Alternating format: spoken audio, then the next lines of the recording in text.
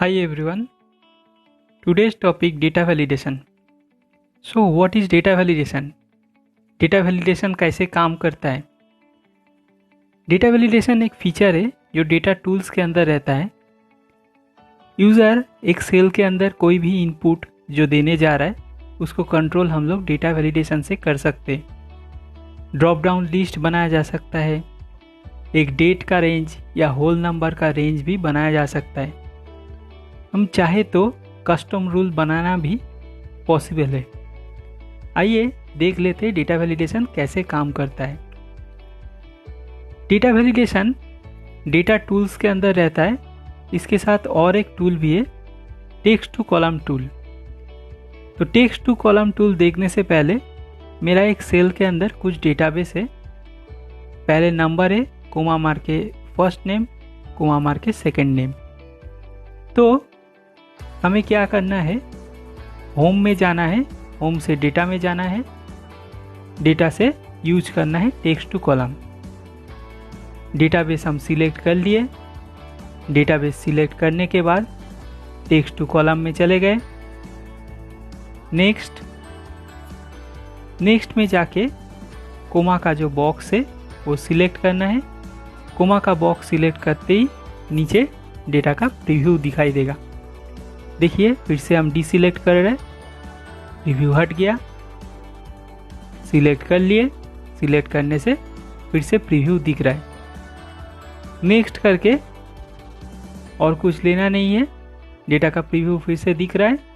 अभी फिनिश कर देने से डेटा मेरा अलग अलग सेल में आ जाएगा। आ गया। और एक टूल है flash fill. Flash fill use करने से पहले एक सेल के अंदर फर्स्ट नेम और लास्ट नेम हमें एक साथ लिखना है। आ गया एंटोनी जॉय। नीचे जो सेल फांका है, जो सेल, उसको सिलेक्ट करके we have to use flash fill. Flash fill काम कर गया। फर्स्ट नेम और लास्ट नेम मार्ज हो गया। बहुत ही इंपॉर्टेंट टूल है flash fill. Data validation use करने से पहले मेरे पास एक ई टेंडर नोटिस है 24 अक्टूबर 2020 का। टेंडर लेने वाला आदमी का नाम है, क्वालिफिकेशन, परसेंटेज, एप्लीकेशन डेट लेके एक टेबल बनाना है। आइए देखिए डेटा वैलिडेशन कैसे काम करता है। क्वालिफिकेशन के लिए हमें एक लिस्ट बनाना है। उसके लिए डेटा में चले गए, डेटा से डेटा वैलिडेशन में जाके सेटिंग में जाके लिस्ट में जाके जो क्वालिफिकेशन हम चाहते हैं उसका एक एंट्री बना रहा है।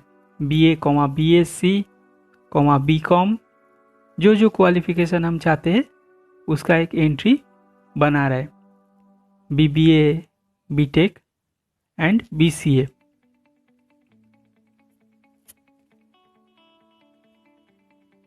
BCA okay. साथों साथ क्वालिफिकेशन जब भी हम एंट्री करने के लिए जाएंगे, पास में एक बटन आ गया।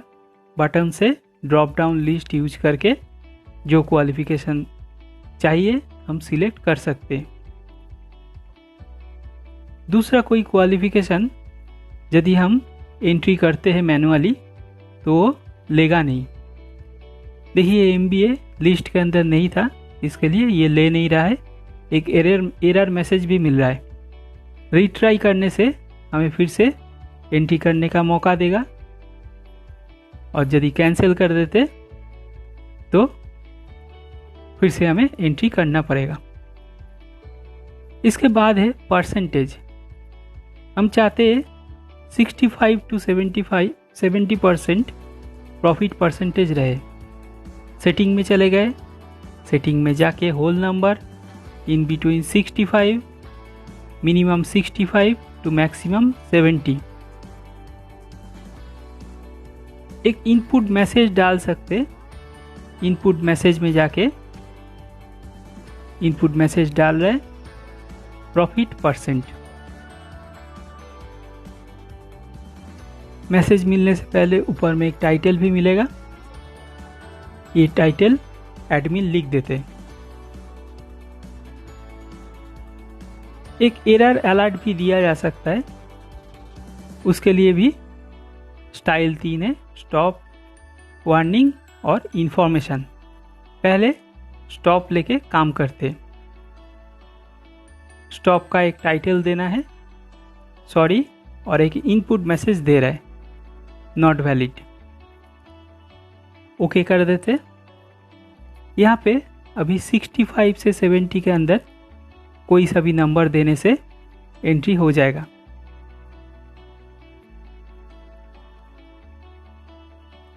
मगर 70 से ज़्यादा ये एंट्री लेगा नहीं। देखिए एरर मैसेज दे रहा है, नॉट वैलिड, ऊपर में टाइटल भी आ रहा है, सॉरी। रिट्राई कर सकते और कैंसिल कर देने से हमें फिर से एंट्री करने का मौका देगा। इसके बाद है एप्लीकेशन का डेट। 24 अक्टूबर टेंडर निकालने का डेट है। हम चाहते हैं ये टेंडर 5 डेज के अंदर जमा करना है, तो ये 24 अक्टूबर टू 29 अक्टूबर तक वैलिड है। तो इसको रेस्ट्रिक्ट करने के लिए, डेट रेस्ट्रिक्ट करने के लिए डेटा में चले गए, डेटा वैलिडेशन में चले गए, सेटिंग्स में जाके डेट में आ गए, डेट में जाके start date is equal to today, 24 October, today मतलब 24 October, bracket open bracket close, 5 days का एक्सटेंशन रहेगा, today bracket open bracket close plus 5। Input message में जाते, इनपुट मैसेज में जाके इनपुट मैसेज एक दे सकते हैं, अप्लाई डेट, टाइटल भी दिया जा सकता है एडमिन का तरफ से,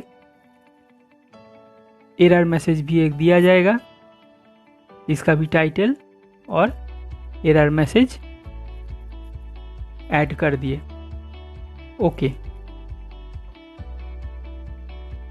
अभी एप्लीकेशन का डेट एंट्री कर रहे हैं। पहला डेट है 24 अक्टूबर 2020। इनपुट सही है, 24 के अंदर 29 के 24 से 29 के अंदर कोई सा भी नंबर ले लेगा। 26 अक्टूबर सही है, ले लिया। अभी यदि ये रेंज से बाहर कोई एक डेट देते हैं तो ये इनपुट वैलिड नहीं होगा। देखिए ट्राई अगेन दिखा रहा है, इसको रिट्राई या कैंसिल कर सकते हैं।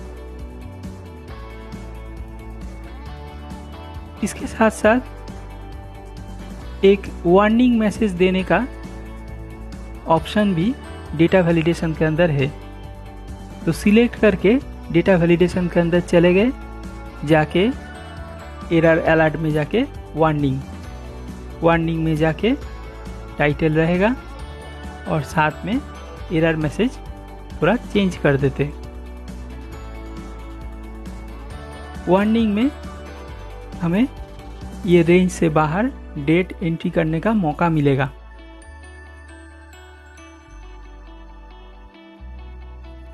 ओके मार देते, डेट इनवैलिड एक मैसेज हमें मिलेगा मगर एंट्री करने का मौका मिलेगा। देखिए अभी रेंज से बाहर एक एंट्री कर रहे, देखते हैं क्या मैसेज मिलता है। 30 अक्टूबर 2020 का एक एंट्री, हमें वार्निंग मिल गया मगर येस करने से डेटा एंट्री मेरा हो चुका।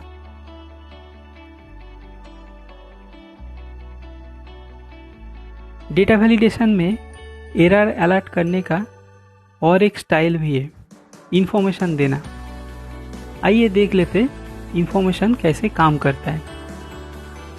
सिलेक्ट करके एरर अलर्ट में चले गए, जाके स्टाइल में जाके इंफॉर्मेशन में जाके एरर मैसेज थोड़ा चेंज कर देते, चेंज करके check date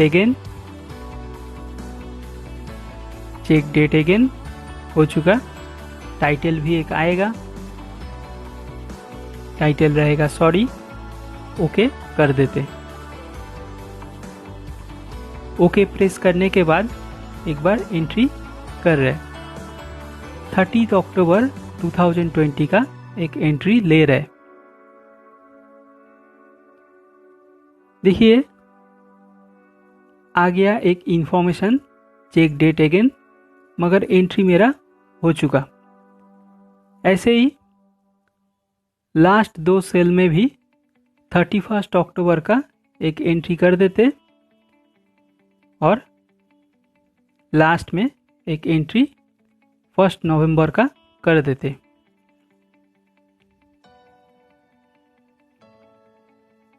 first November information आ गया। डेटा वैलिडेशन में जाके सर्कल इनवैलिड डेटा करने से जो डेटा इनवैलिड है दिखाई देगा। क्लियर इनवैलिड डेटा करने से सर्कल जो है हट जाएगा। वीडियो पसंद आए तो लाइक शेयर कमेंट ज़रूर करना और साथों साथ सब्सक्राइब भी कर देना।